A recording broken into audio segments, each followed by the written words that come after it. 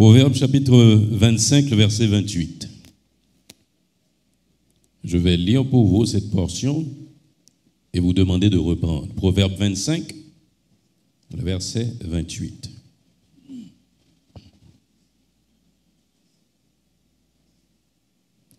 Comme une ville forcée et sans muraille, ainsi est l'homme qui n'est pas maître de lui-même. Vous avez cette portion? Si vous l'avez, nous vous prions de lire.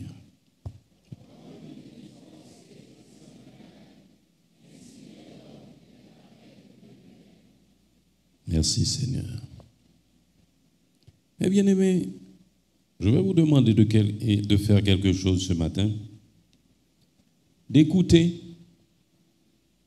avec attention ce que Dieu veut vous dire ce matin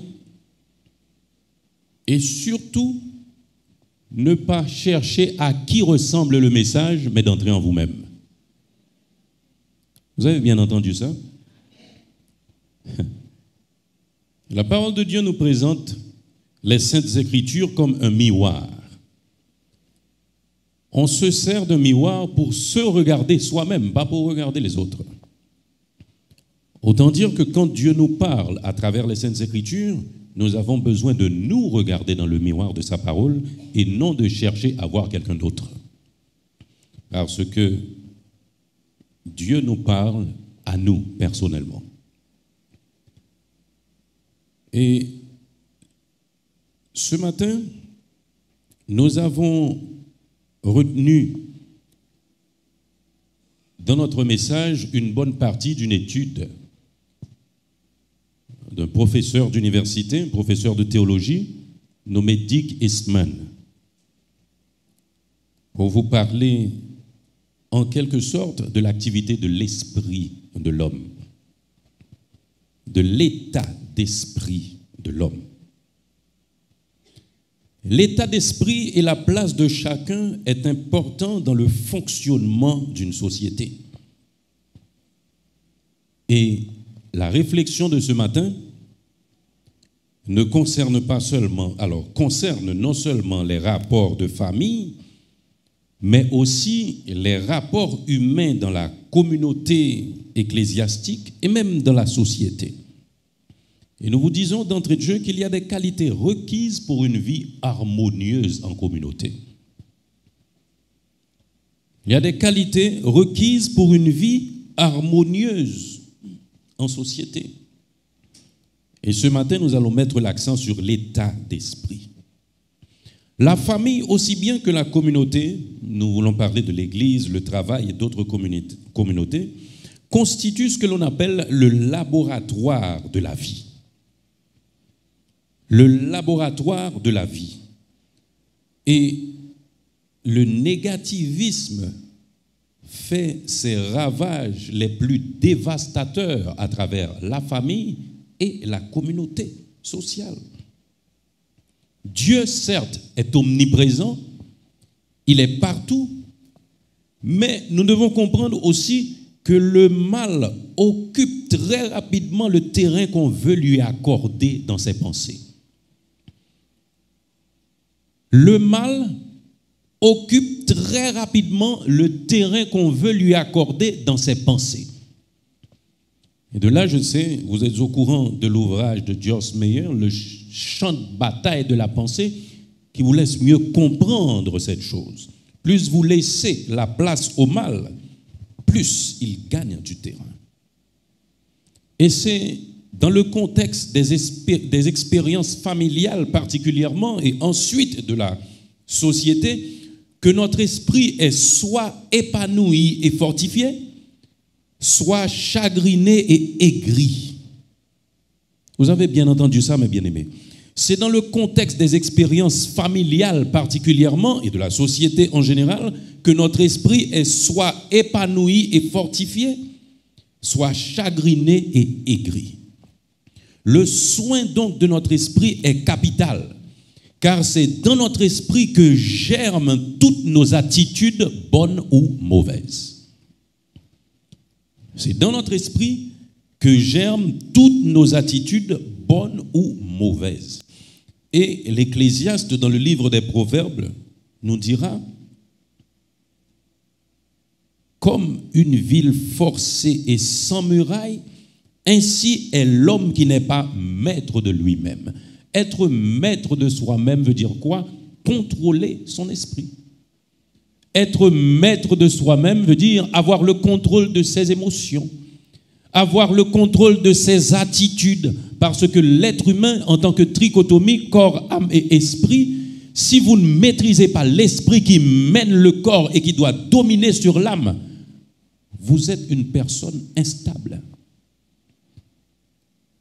Et de là, je lis encore, comme une ville forcée et sans muraille, j'aime l'analogie, ainsi est l'homme qui n'est pas maître de lui-même.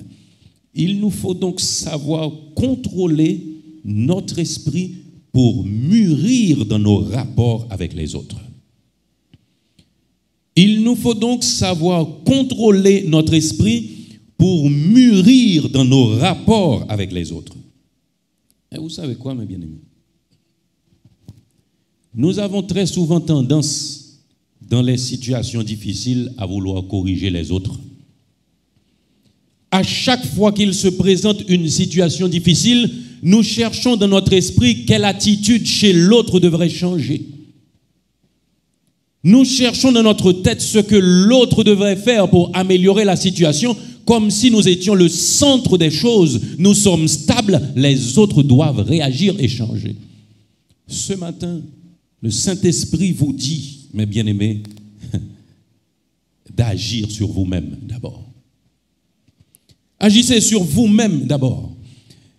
Et nous venons de vous dire que nous aimons cette analogie entre une ville sans muraille et un homme qui n'est pas maître de lui-même. Rapidement, nous allons, dans ce moment de réflexion analogique, voir quel lien il existe entre une ville sans muraille et un homme qui n'est pas maître de lui-même. La première chose que cela a comme conséquence, c'est que quelqu'un qui n'est pas maître de lui-même vit dans une vulnérabilité croissante. Quelqu'un qui n'est pas maître de lui-même vit dans une vulnérabilité croissante. Autrefois, les murailles autour d'une ville constituaient la base de défense de cette ville. Les murailles autour d'une ville constituaient la base de défense de cette ville, et sur ces murailles se tenaient les sentinelles qui regardaient de loin l'approche de l'ennemi et les attaques. Ils pouvaient prévoir. Mais quelqu'un qui n'est pas maître de lui-même, en comparaison à ce que nous disent les Saintes Écritures, comme une ville forcée et sans muraille, est l'homme qui n'est pas maître de lui-même. Donc, cette ville qui est sans muraille est donc vulnérable aux attaques continuelles. Et si la ville devient vulnérable, aussi bien les habitants de cette ville deviennent aussi vulnérables, vu la possibilité d'être pris au dépourvu à chaque instant. Eh bien, mes bien-aimés, cette réalité est aussi vraie pour une personne qui est obstinée et sans retenue. Elle pense qu'un seul mot d'un membre d'une famille, par exemple, ou d'un ami, peut provoquer une explosion émotionnelle parce que il est toujours suspect. Même une pensée de cette personne au cours de la nuit lui vole plusieurs heures de sommeil. Une pensée qui peut-être n'a rien à voir avec la réalité. Ainsi, le négativisme s'installe rapidement. Mais bien aimés, nous perdons beaucoup de temps dans notre vie quand nous nous sentons vulnérables, quand notre esprit n'est pas stable. Et cette vulnérabilité est souvent croissante et conduit au pire. Et le pire est quoi? Dans le contexte où nous parlons, c'est la dépression. Quand vous vous sentez toujours vulnérable, toujours attaquable, toujours victime, vous vivez dans la dépression. Et la deuxième chose que nous voyons, c'est le fait de développer des attitudes ennemies. Quand un homme n'est pas maître de lui-même, il est, nous le disons encore, comme une ville forcée et sans muraille. Cette personne développe des attitudes ennemies. Une ville sans muraille était la cible privilégiée de toutes sortes d'ennemis. En Israël, les habitants d'une ville sans muraille ne savaient jamais quel ennemi allait attaquer. On pense tout le temps aux Moabites, on pense tout le temps aux Édomites, on pense tout le temps aux Madianites, aux Ammonites. L'attaque vient d'où? L'attaque viendra quand? On ne sait jamais et on finit par craindre tout et rien. On finit par craindre tout et rien. Ainsi est l'homme qui n'est pas maître de lui-même. Une personne qui n'a pas son esprit maîtrisé, mes bien-aimés, est vulnérable aux nombreux ennemis que sont les attitudes. Vous êtes vulnérable aux nombreux ennemis que sont les attitudes. Normalement, l'orgueil et l'envie attaquent en premier. Ensuite viennent jalousie et ressentiment et d'autres sentiments négatifs. Ainsi, quand on vit, le négativisme s'installe rapidement dans les pensées et cela se traduit par toutes sortes de paroles négatives. Dans toute situation, il y a des gens qui voient des choses négatives, mes bien-aimés. Pourquoi? Parce que nous ne sommes pas maîtres de nous-mêmes. À chaque situation, nous trouvons des plaintes. À chaque situation, nous trouvons des critiques déplacées et même des médisances. Pour celui qui lutte avec son esprit, cette liste est sans fin, mes bien-aimés. Les négations dans la pensée.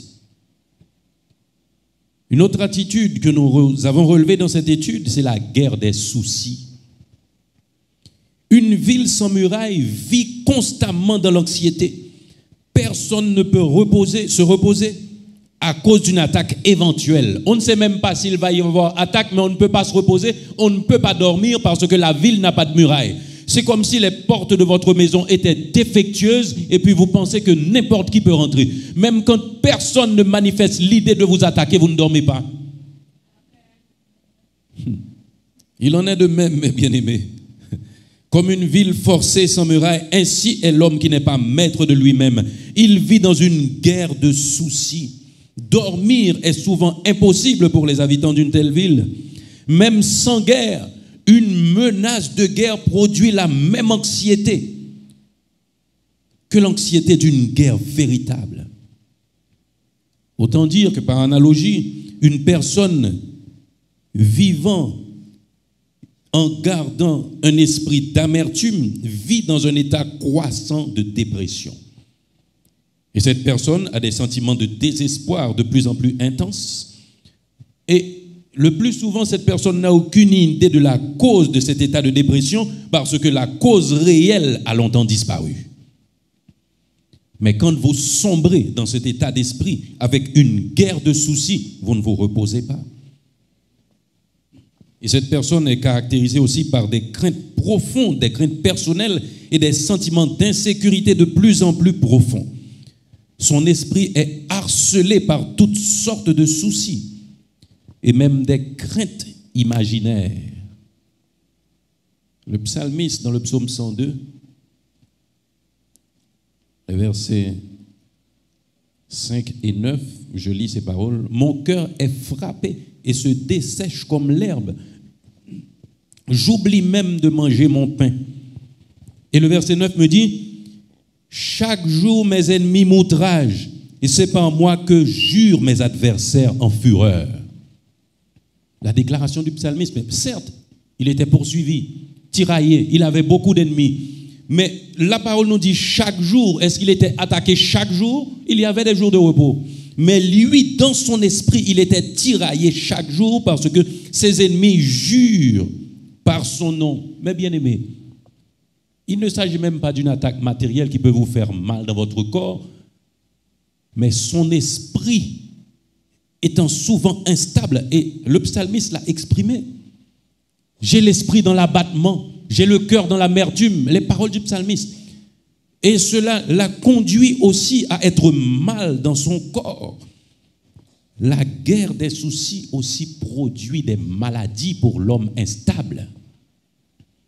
La personne qui n'est pas maître de son esprit. Mais bien aimé, vous savez, quand vous êtes stable dans votre esprit, les médisances ne vous font rien. Les critiques ne vous font rien. Les jugements des autres ne vous font rien. Mais quand vous êtes instable aussi dans votre esprit, même quand quelqu'un agit bien en votre faveur, vous cherchez une signification à son action, une autre signification mauvaise, parce que vous êtes instable dans votre esprit. La personne vous fait un compliment en vous, vous dites saldo, ouais là. Oui. Surtout quand il s'agit d'un ancien ennemi. La personne peut vouloir la réconciliation et essaie de s'approcher de vous. Vous cherchez les pièges. Mais bien aimé, Dieu peut vous préserver. Quand vous êtes stable dans votre esprit, vous améliorez vos relations avec les autres, surtout quand l'autre fait le premier pas. Nous sommes des enfants de Dieu. Par rapport au monde, bien sûr, la méfiance est de mise. Nous devons être prudents comme le serpent. Mais nous sommes là, entre enfants de Dieu. Dieu saura vous protéger parce que c'est le psalmiste encore qui a demandé à Dieu, qui a dit à Dieu qu'il prenait en charge ses ennemis, de l'aider à surveiller ses amis. Vous n'avez pas à surveiller vos amis, c'est Dieu qui peut les surveiller.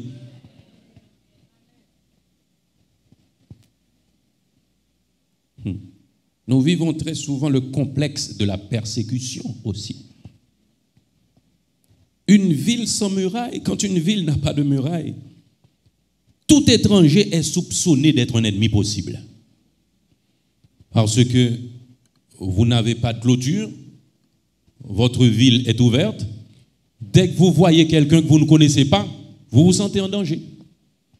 Eh bien, c'est le complexe de la persécution. On devait considérer tout étranger avec méfiance, même quand c'était un ancien allié. Nous sommes en proie à un esprit de suspicion et même de paranoïa. La paranoïa est cette affection caractérisée par le complexe même de la persécution. Un tel esprit rendait impossible toute communion fraternelle avec une ville voisine. Quand une ville n'a pas de muraille, cette ville ne peut pas développer de bonnes relations avec les villes voisines parce qu'on ne connaît personne et on a peur de tout le monde. Eh bien, mes bien-aimés, il faut un minimum de crédit pour établir de bonnes relations humaines.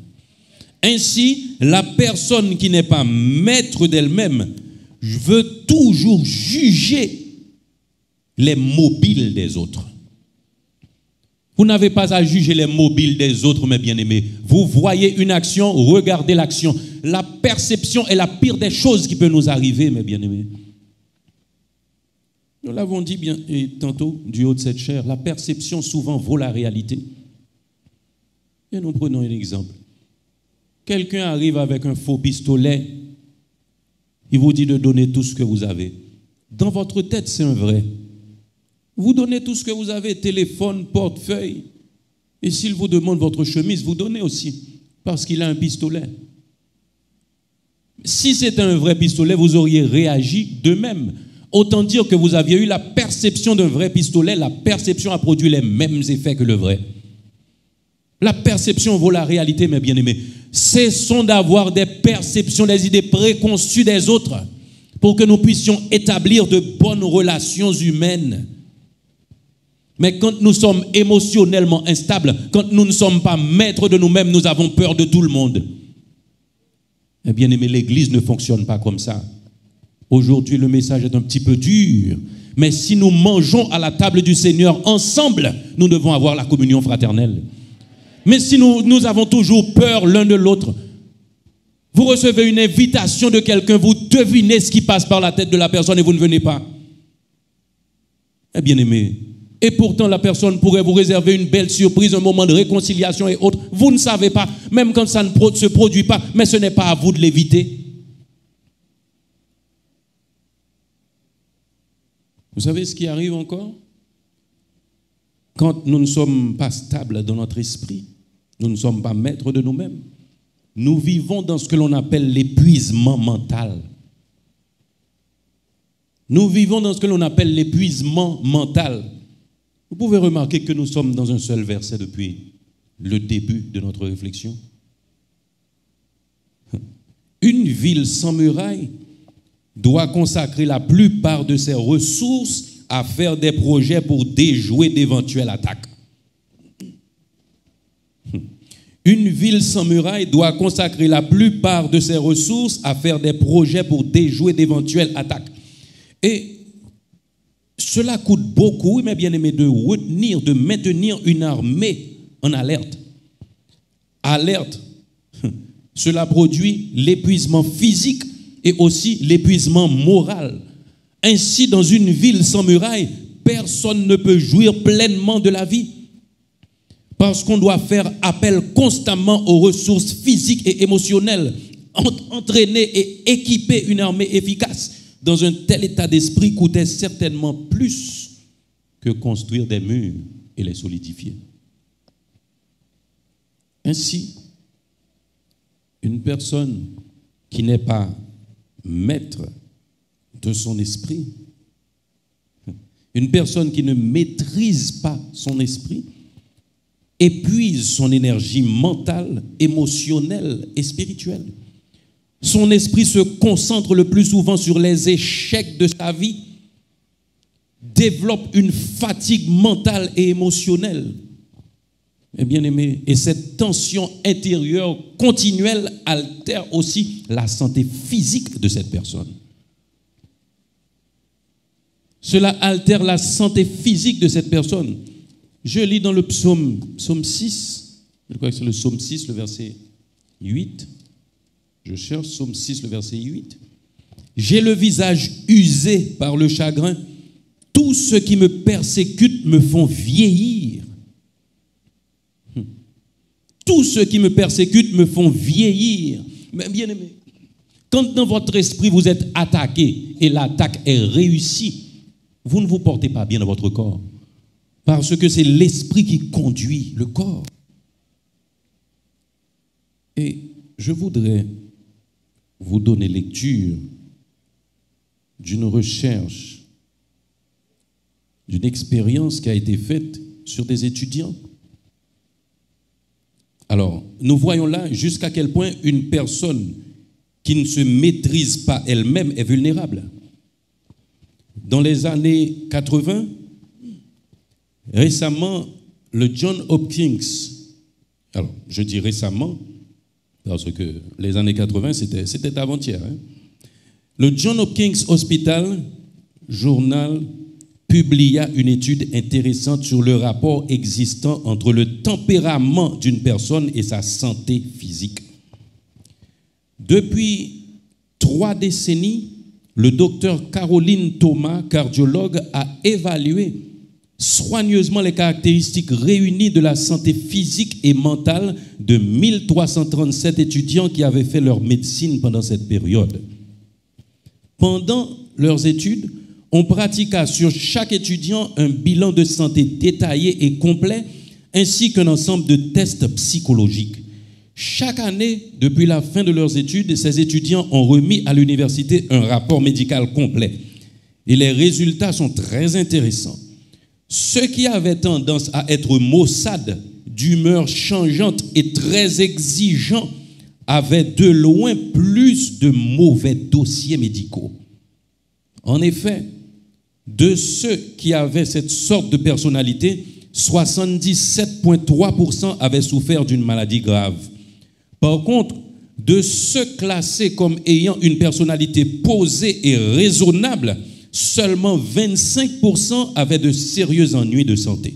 Autrement dit, plus on a des difficultés avec son esprit ou ses attitudes, plus on est vulnérable même aux attaques physiques. Bien-aimé, servir Dieu, cela demande, oui. La Bible me dit, mon peuple périt faute de connaissance. Plus nous comprenons les choses, plus nous avons une bonne vision du monde et de notre entourage, mieux nous pouvons servir Dieu aussi. Et bien-aimé, vous savez quoi? Pour nombre de bien-aimés, pour nombre d'enfants de Dieu, les murailles sont tombées autour des villes. Les murailles sont tombées, ça fait longtemps autour des villes. Et c'est la raison pour laquelle nous avons tant de mésententes, tant de dissensions, tant de disputes, parce que nous sommes instables dans notre esprit, nous ne sommes pas maîtres de nous-mêmes. Ainsi, nous avons peur de tout. Eh bien, aimés, vous savez, lorsque les murailles de nos vies sont restaurées, il y a un rétablissement physique aussi et moral, un rétablissement moral qui se produit. Mais vous devez connaître les techniques pour reconstruire les murailles de votre esprit. Et ne voulant pas vous garder plus longtemps, nous vous donnons rendez-vous pour notre plus prochaine intervention où, à la lumière des Saintes Écritures, nous allons vous proposer des méthodes de reconstruction des murailles de votre vie pour que vous puissiez être maître de vous-même et ne pas vous laisser ébranler pour un rien. Que Dieu vous bénisse.